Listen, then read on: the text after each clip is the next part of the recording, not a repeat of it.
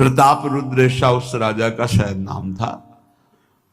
वो बड़ा प्रतापी चक्रवर्ती सम्राट पद पर भगवान रघुनाथ जी विराजमान थे। श्री राम जी, बड़े बड़े ब्रह्म ऋषि सब विराजमान, सभा लगी हुई थी।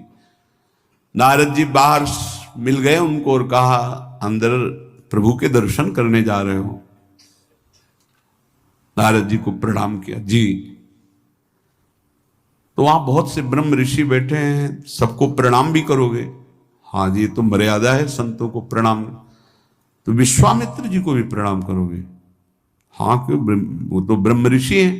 क्यों, ब्रह्म ऋषि कहाँ हैं? तो कौशिक वंश में प्रकट हुए, क्षत्रिय कुल में। तो उनका नहीं, तपस्या से तो ब्रह्म पद प्राप्त किया है उन्होंने।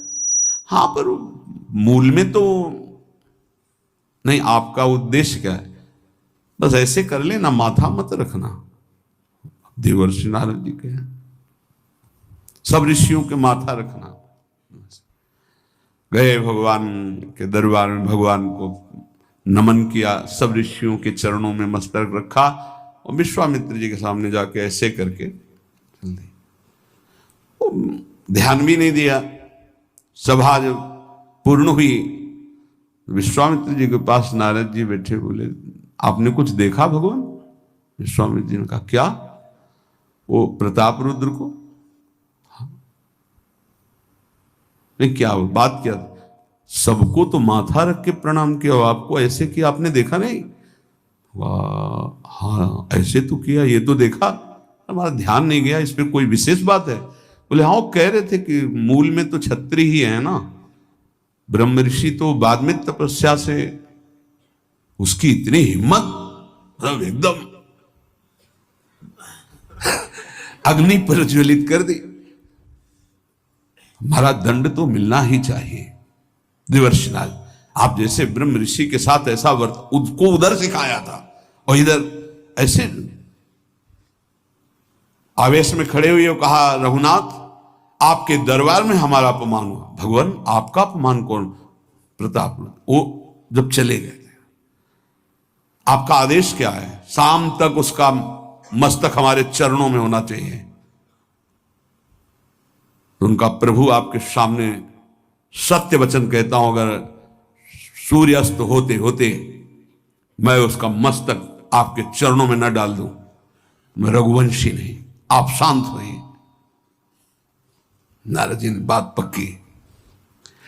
गए, अब वो आराम से अपने राज महल में सब भोग, बोले, खा ले, मारा जाएगा शाम तक। अभी भगवान ने संकल्प कर लिया है कि शाम तक तुम्हारा गला काट के विश्वामित्र जी के होगा, महाराज आपने हमको फंसा दिया, हम तो साष्टांग लौट जाते। आप पहले तो कहा था कि केवल हाथ जोड़ देना। बोले, हम ये थोड़ी समझते थे समस्या फंस जाएगी, अब तो समस्या फंस गई। प्रभु अब बचाओ, कैसे बचे? रघुनाथ जी ने कहा, मैं रघुवंशी नहीं, यदि उनके सत्य वचन होते हैं, भगवान कभी मिथ्या वचन नहीं बोल, मारे जाओगे। प्रभु बचा लो। एक उपाय है, महाभागवत हनुमान जी बचा सकते हैं। उनका राम जी का विरोध हनुमान जी कैसे कर सकते हैं? बोले, अब जो कह रहे हैं, तो हमारी पहुंच तो है नहीं कि हनुमान जी से हम संभाषण कर सके इस विषय में। बोले, हनुमान जी को अगर कोई आज्ञा कर सकता है राम जी के अलावा, तो माता अंजनी कर सकती है। चलो हम तुम्हें मिलाते हैं। अंजनी माता जी से मिला, साष्टांग दंडवत रोते, मां रक्षा करो, बड़ी करुणा में। कहा कि बताओ क्या तुम्हें समस्या है? बोले, मां त्रिभुवन में केवल आप ही जो हमारी रक्षा कर सकती हो। बोलो, एक राजा है जो मुझे मारना चाहता है, आप बचा सकती हो मुझे? राजा मारना चाहता है? मेरा पुत्र महाबली महाभागवत हनुमान है, मैं आज्ञा करूंगी, कभी मेरी आज्ञा को उल्लंघन नहीं करेगा। जाओ, मैं तुम्हारी रक्षा का व्रत लेती हूं। नारद जी मन में सोचे, काम बन गया, हमारा काम बन गया, क्योंकि अब प्रकाश होगा भगवान के नाम का। हनुमान जी महाराज आए, बेटा आज्ञा कीजिए मां, मैंने इसकी रक्षा का व्रत लिया है, अभी तक ही नहीं पूछा था राजा कौन है मारने वाला, और मैंने कह दिया है ऐसा ऐसा। मां आपकी आज्ञा सिरोधार, त्रिभुवन में कोई ऐसा पैदा ही नहीं हुआ कि मेरी मां रक्षा का व्रत ले और उसे वो मार दे। कौन राजा है? तो हाथ जोड़कर कहा कि भगवान श्री राम। हनुमान जी एकदम सन्न रह गए, ये क्या? स्वामी से ही कहा मां आपने कौन सा व्रत ले लिया रक्षा का? मेरे प्रभु के खिलाफ मैं कैसे हो सकता हूं?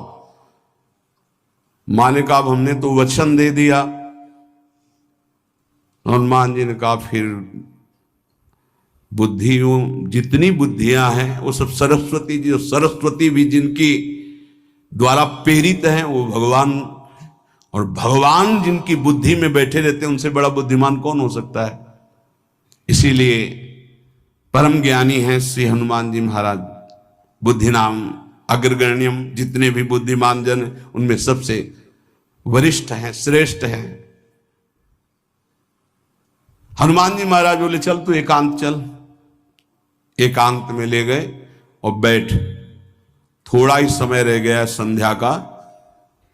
अब तेरी श्वास में जहां भी रुकेगा नाम वहीं तेरा गला कटा, बिल्कुल पक्का।